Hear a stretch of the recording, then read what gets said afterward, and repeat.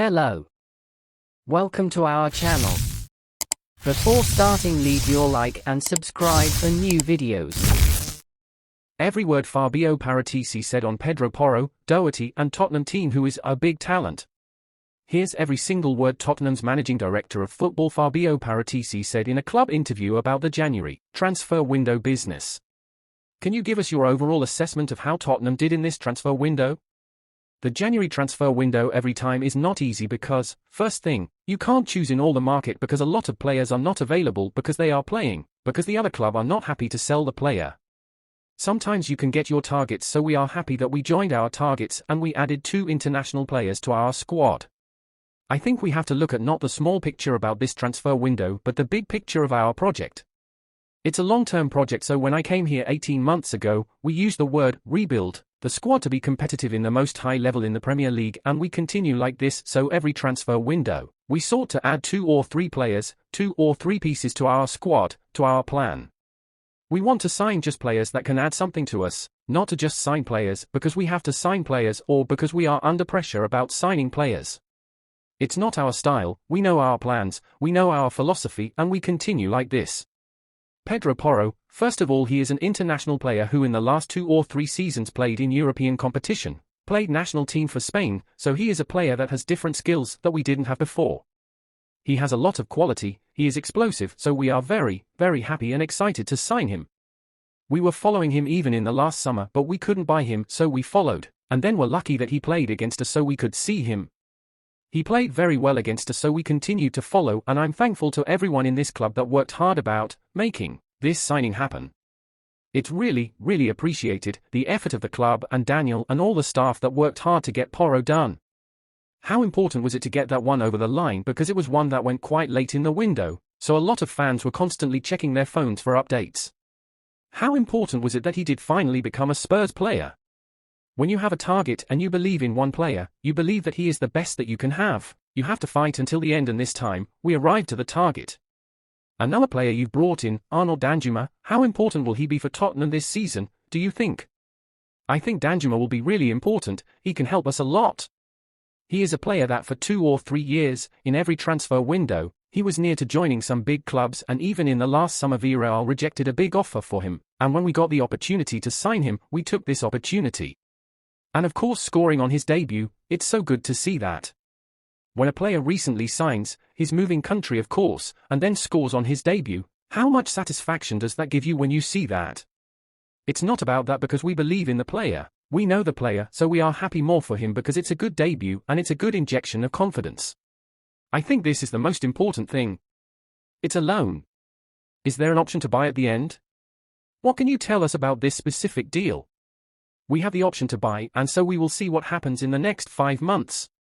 Jude Soonsup-Bell, another player that came in from Chelsea. Now he might be someone that the fans don't know as much about because he's only 19 years of age, so what can you tell us about him? He is a big talent who was always a big talent in England, and when we got the opportunity to sign him, we signed him.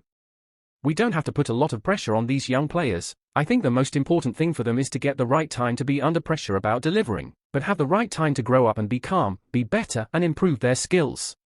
I wanted to ask about Matt Doherty because he's a player that there was a lot of talk about yesterday, and he's a player that has departed the club. So again, what was the thought process behind that and how that all unfolded on deadline day? So first of all, I want to thank Doherty because he has been an important player for us and he's a super guy, and so this is my first thought about him. Then we have to, I repeat, there is a balance between the squad, the number of players in the squad and the number of players in some positions, and when we get this kind of opportunity, Atletico Madrid is a big club, it's a big opportunity even for him, so I think it's right to everyone to get this kind of choice. You mentioned earlier about the January transfer window being a particularly tough period comparative to the summer. How much of a challenge is that for you, when you're dealing with players coming and going in such a quick space of time, when it gets to deadline day for instance?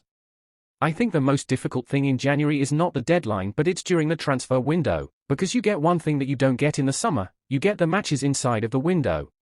Every 3 days you have matches, and every 3 days, almost everything changes, so you have to be really flexible because players that are playing, they don't play one match, they get frustrated, the clubs maybe change their idea because they want to change system or they want to change something, they are not happy about some players, so everything is really, really quick, and you have to be a bit flexible because otherwise if you stay in the same position and everyone changes, you get it wrong. In terms of you personally, when do you sleep? How busy are you in January? I imagine you are always on the phone.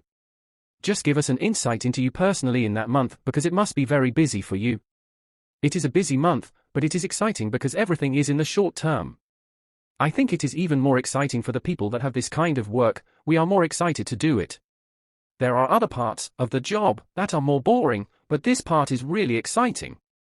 We work in football, we like players, and we want to achieve our targets about signing players. Spurs currently have 10 senior first-team squad players out on loan. I just wondered what the long-term plan is for those players.